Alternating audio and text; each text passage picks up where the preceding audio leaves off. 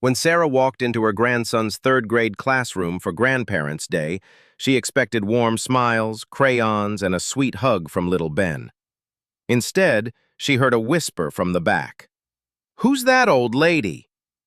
Her heart sank, but she smiled anyway. It wasn't the first time she felt invisible. It wouldn't be the last. In today's world, one that scrolls fast, texts quick, and values the new, the elderly have become the silent background. But behind every wrinkle is a story. Behind every pair of shaking hands is a life once lived in full color. This is the story of those we pass by without seeing, the ones we owe everything to, yet rarely acknowledge. This is the story of being unseen, and what happens when someone finally looks up and listens. Eleanor James lived in a modest home at the edge of a quiet street in Vermont. A white fence, 2 potted plants by the door, and a wind chime that sang softly whenever a breeze passed through. She was 83, widowed, retired, forgotten. Her days started the same way every morning. Boil water, make tea, watch the birds, read the paper, sit in silence. It had been 3 years since anyone visited without it being a holiday. Even then, her granddaughter Emily would spend more time texting than talking. Her son Aaron always looked rushed, like he was doing her a favor just by showing up. She used to be a nurse for 41 years.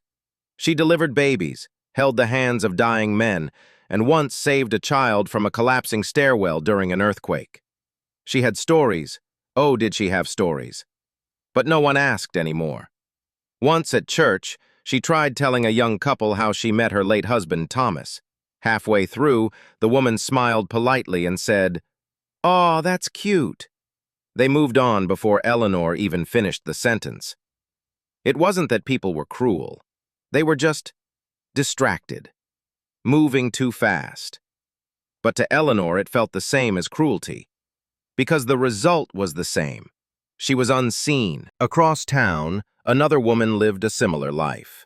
Martha Green, 79, sat in her kitchen surrounded by books, old ones, new ones, all underlined and bookmarked. Once a high school English teacher, she had a voice that could make Shakespeare sound like magic. She lived alone now. Her husband had passed 12 years ago. Her 2 daughters had moved across the country. She rarely heard from them, except when birthdays rolled around and a gift card showed up in the mail. But Martha had one treasure, her poetry. Late at night, when sleep wouldn't come, she'd write. Poems, letters, lines she whispered to the moon. One read, "They used to call me Miss Green. Now it's just ma'am or nothing at all. I taught thousands to find their voice, but I can't remember the last time I used mine." She kept them in a box under her bed.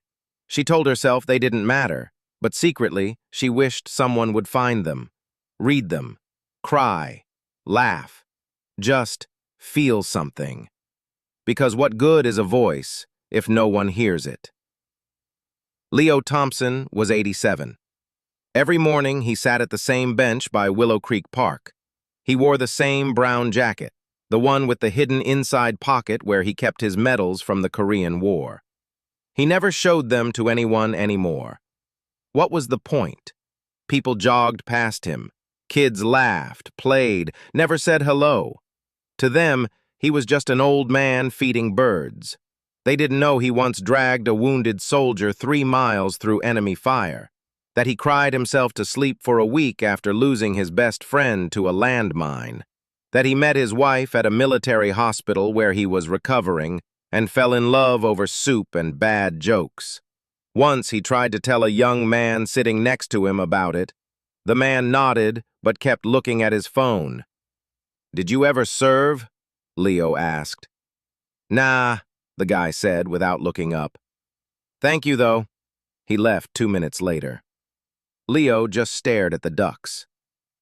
Gloria Benton had been a caregiver her whole life, first for her 4 children, then for her husband when cancer stole his strength, then for her parents, who passed only a few months apart. Now, she lived in a small assisted living facility outside Cincinnati. Every Friday, she'd put on the dress her husband loved, the one with the little sunflowers, and go to the mailroom. Not because she was expecting mail, but because it gave her a reason to smile at people. She kept a box of letters under her bed. Love letters from her husband, written across 40 years. Some when he was deployed, some during chemo. One on the day their youngest son was born. She read them like scripture.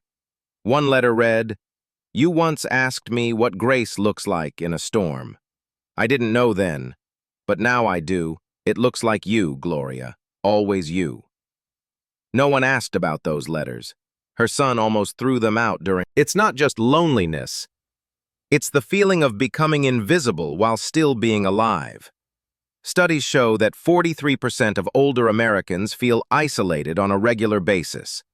Loneliness in the elderly is linked to higher risk of heart disease, depression, dementia, earlier death. But beyond statistics is something deeper. Martha said it best. When I was younger, people asked what I thought. Now they ask if I need help crossing the street. Eleanor once told her doctor, "I feel like I've been shelved, like an old book nobody checks out anymore." Leo said, "I was ready to die for my country. Now I can't even get a kid to take out their earbuds when I speak." They weren't asking for pity. They were asking to be seen. One Sunday, something shifted.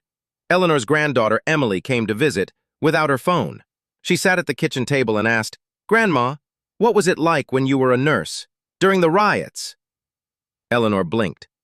No one had asked that in decades. She told her about the time she had to hide injured protesters in the supply closet so they wouldn't be arrested, about stitching wounds by candlelight during a blackout. Emily cried. That night she posted about it on social media. It went viral. "I never knew my grandma was a badass," the post read. "We need to start listening to our elders before they're gone." Thousands of comments, thousands of likes. Eleanor didn't know what viral meant, but she smiled. Martha, inspired by Eleanor's story, decided to read one of her poems at a library open mic. She almost didn't do it. Her hands trembled. But when she finished, a teenager approached her in tears. "That poem," she whispered. "It's exactly how I feel. Thank you." Martha wept in the parking lot, not out of sadness, but because she felt seen for the first time in years. Leo was invited to speak at a local high school for Veterans Day.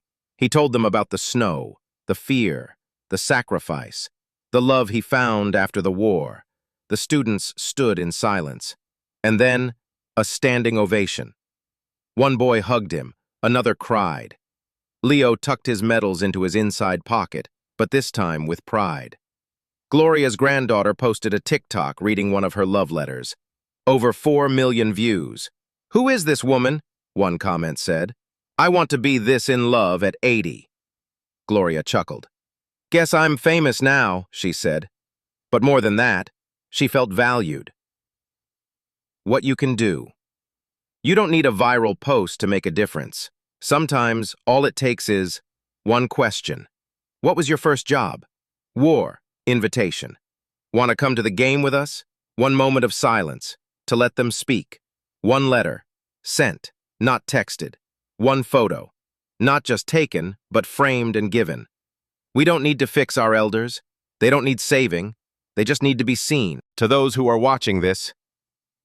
To the woman who gave up her career to raise a family. To the man who worked night shifts for decades. To the grandmother who keeps one empty chair at the dinner table every year. To the widower who visits a grave with flowers, rain or shine. You are not useless. You are memory. You are strength.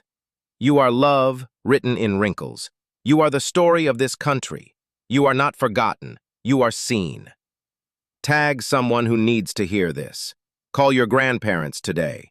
Ask them one question you've never asked before.